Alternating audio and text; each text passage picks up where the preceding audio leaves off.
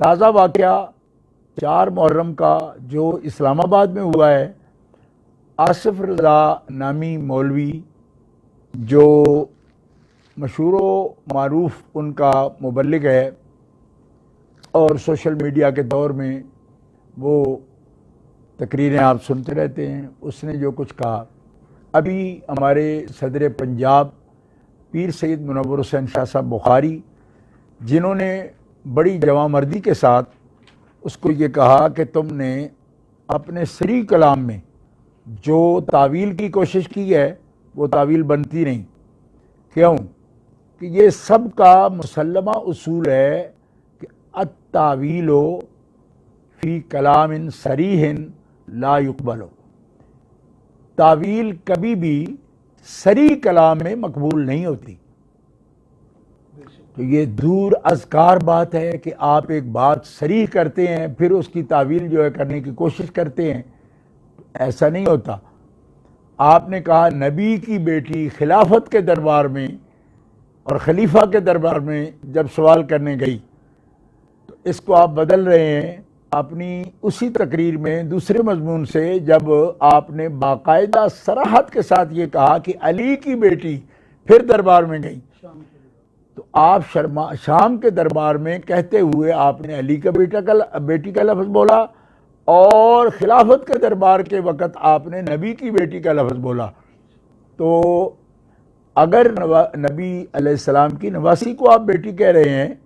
تو پھر یہ فرق کیوں ڈالا آپ نے کہ ایک کو علی کی بیٹی کہا پھر ایک کو نبی کی بیٹی کہا؟ اس کا مطلب ہے کہ جان کے بوجھ کے آپ پورا کلام جو ہے وہ سمجھتے ہوئے آپ کلام کر رہے ہیں، اور یہ باتیں کسی تقیہ بازی کے ساتھ آپ کریں گے تو ہم آپ کو چھوڑیں گے نہیں۔ ہم جانتے ہیں جن کی رگوں میں تقیہ رچا ہوا ہے نا، اور کئی ایسے اعمال افعال شنیعہ آپ کی رگوں میں ہڈیوں میں بیٹھے ہوئے ہیں، انشاءاللہ ہڈیوں کے گودے سے بھی نکال کر آپ کو کورٹ میں بھگتنا پڑے گا، اس لیے کہ آپ کو سمجھ لگ جائے گی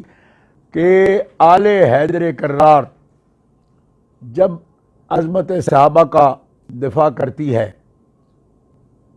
تو رعایت نہیں ہوتی۔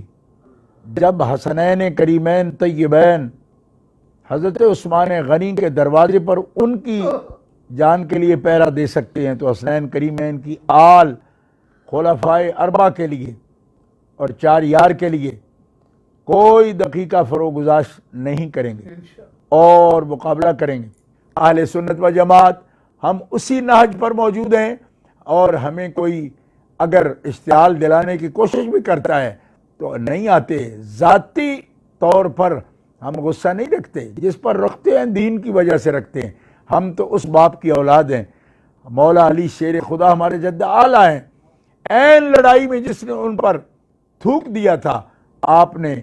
باوجود قدرت کے اس کو چھوڑ دیا۔ ایک صحابی نے کہا مولا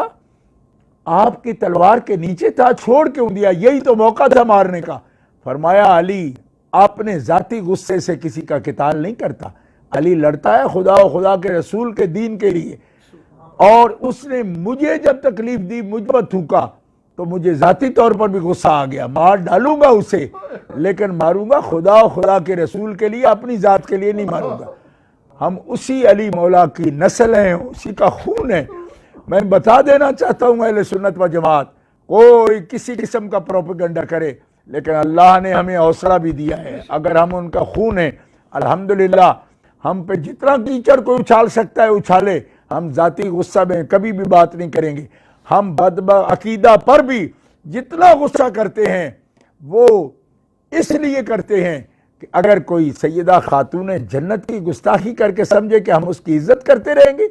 اور کوئی بدبخت یہ سوچے کہ سیدنا صدیق اکبر پر یار غار پر وہ تان کرے گا تو ہم اس کی عزت کریں گے۔ ہم اسی کی عزت کریں گے جو عزت والوں کی عزت کرتا ہوگا، اور جس نے عزت والوں پر حملہ کرنے کی کوشش کی اس کا جواب ملے گا ضرب حیدری سے۔ وہ جان لے گا کہ کس طرح ہم اس کا قد بھی ناپیں گے اور دیکھیں گے وہ کس ماحول میں رہتا ہے۔ اللہ تعالیٰ جل شانہ وعز اسمہ ہمیں اپنی رضا کے لیے کام کی توفیق عطا فرمائے۔ اور میں اداروں سے یہ کہنا چاہتا ہوں، دوبارہ میرے سرپرست اعلیٰ پوری بات کر چکے ہیں، صرف تاکیداً ایک جملہ کہتا ہوں کہ ہمارے ساتھ ساتھ ہم اصلاح چاہتے ہیں، ہم ہر ایک کو چاہتے ہیں کہ آئینی اور قانونی دائرے میں دلائل سے بات کریں. ڈیبیٹ ہو سکتی ہے، ٹیبل ٹاک ہو سکتی ہے، مذاکرہ ہو سکتا ہے، لیکن توہین نہیں ہو سکتی. جو علمی رنگ میں بات کرے گا ہم اس کے ساتھ بات کرنے کو تیار ہیں، لیکن جو توہین کے دائرے میں آتا ہے، پورے ملک میں فساد برپا کرتا ہے، فساد فی الارض کا مرتکب ہوتا ہے، وہ کسی رعایت کا مستحق نہیں ہے. اہل اسلام، آپ کے ساتھ اقلیتیں بھی بستی ہیں، آپ اس ملک کی اکثریت ہیں، اور میں الحمدللہ ثم الحمدللہ یہ کہنے میں حق بجانب ہوں کہ اہل اسلام میں 90% اکثریت اس ملک کی میجورٹی سواد اعظم اہل سنت و جماعت حنفی ماتریدی ہیں، جن کے ہم نمائندے یہاں بیٹھے ہیں، اولیاء کاملین کے خادم نوکر ہم بیٹھے ہیں.